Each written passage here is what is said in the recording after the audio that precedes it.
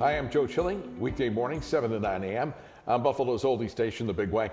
Joining us today on The Big Weck's Buffalo on the Rise is Vince LoTempio, who is a patent and trademark attorney. Vince, how are you today? Good. How are you doing today? Good. You know, we're going to talk about trademarks today, but can you give us just an idea of what the difference is between a trademark and a patent? Oh, sure. You know, a trademark is a brand, and it's just like the old cowboys would have to brand their cows to separate their cows.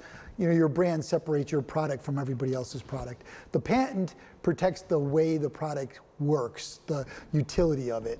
So if you have a new light bulb, nobody can make your light bulb. But if you have just a regular light bulb that everybody else is using, you're the only one that could put GE on that, and that's your trademark. Okay. When you start talking about businesses, whether it be small or larger businesses, and trademark issues, what are some of the problems that people don't think about before they apply for a trademark? You know, I always say it's more than just filling out a form. It's all the legal advice that the attorney gives you, right? And one of the things that we do right away is do a clearance search. And we want to make sure that nobody else is using the mark, and let's not waste our time filing for a trademark that somebody else has already registered. You know, that's one of the things. And certainly I've seen people that have tried to file it themselves. They come to me, they have the wrong classification. They don't choose a really good trademark as far as strong trademarks. So what I mean by that is a lot of people just want something that's very generic. And generic trademarks can't be trademarked, like the word soap, you know? So you have to look at the trademarks themselves, and when you're even just choosing the name. And the other thing is, you know, and we talked about this before we went on the air, is a lot of people don't realize you have to maintain the trademarks. You have to pay maintenance fees to keep them going. And one of the things that we do at our firm is we'll docket those dates and make sure that, you know, we don't miss any of those deadlines and you won't lose your trademark rights. Vince, what are some of the, you know, the popular questions that people ask you when they come up? I mean, can people go to, and this is one of the things that the big thing now is AI. Well, I'm going to go to AI. I'm going to do it myself. I'm going to search and see if AI can make a trademark for me or something like this. People ask you about that? Absolutely. You know, and the AI is a good starting point, I say, but it's never the finishing point. You always want to make sure what it says is correct. We've seen lawyers get in trouble with this, that they've actually cited case that AI made up.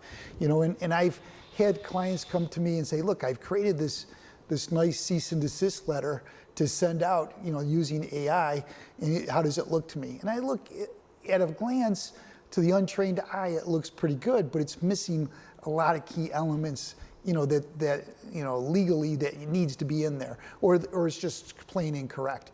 So yeah, I mean, it could be a starting point, it helps, but there's no way it's end all beat all.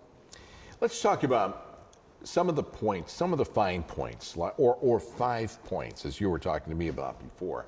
Some of the points that people need an attorney for when filing an application. Yeah, you know, that's what I was saying. You have to have the search, filling the application out properly, which a lot of people just don't know that there's a lot of legal requirements when you're doing the application. You know, monitoring the trademark after it's done. I know I'm missing one. I think number 4 on the list. Yeah, the legal guidance, you know. Yeah, just the legal guidance, just picking the right, choosing the right trademark and how you use it. It's very important how the mark is used on your website. It's very important how you use it on your goods, if it's a t-shirt. If it's an ornamental use, just a smiley face on the front of the t-shirt, the trademark office is going to reject it. So before I file anything for somebody, I make sure that all, you know, the T's are crossed and the I's are dotted. And as you said, you also have to look at the long-term strategy, right? And getting this renewed every 10 years? Yeah, pretty much. That's the rule. When you first get it, after the first 5 years, you have to file something that's called a statement of incontestability. And a lot of people don't realize they have to do that. And once you had it for 5 years and it's been registered, nobody can contest it. It becomes incontestable. So it's very advisable to file it right as soon as those 5 years comes up. It's a 1-year period between the 5th and the 6th year to file it, but if you wait halfway through and somebody contests your mark, you're in the middle of of a cancellation proceeding, and you could have avoided that by just simply filing your statement of incontestability. So there's and the other part of it is too is just seeing what else is out there and how people are using it against you, or using your mark. So we would want to do a search and try to send out those type of cease and desist letters and stop others from using the mark. If you know that somebody's using your trademark and you don't do anything to stop them, that could be a defense against enforcing your trademark. So there's a lot of legal advice that goes along with filing these trademark applications. I was just going to ask you that. I mean, if you do have a trademark and you don't use it regularly, is that a deterrent, or is that something that can be used against you? Yeah, they could consider that abandonment. But but say you're in the middle of a period of you don't have a source of your materials to manufacture something, and so you stop selling it for a period of time, but you don't have the intention to completely to stop using it, and you're going to use it down the road.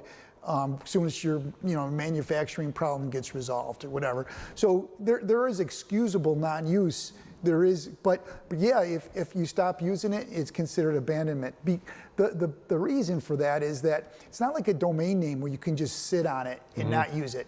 In order to have a federally registered trademark, you have to have commerce, because the federal government, which the trademark office is, gets its power through the Constitution's Commerce Clause. So if there's not commerce going on and you're not selling anything, they can take your registration away. All right, Vince, thank you very much. For more information, you're going to want to talk to Vince about this. For more information and answers to your questions, contact Vince LoTempio by calling 716-216-5000 or go to LoTempiolaw.com. Sponsorship and promotional consideration for the preceding segment was presented by Vincent LoTempio. And you can join me weekday morning, 7 to 9 a.m. on The Big Wack.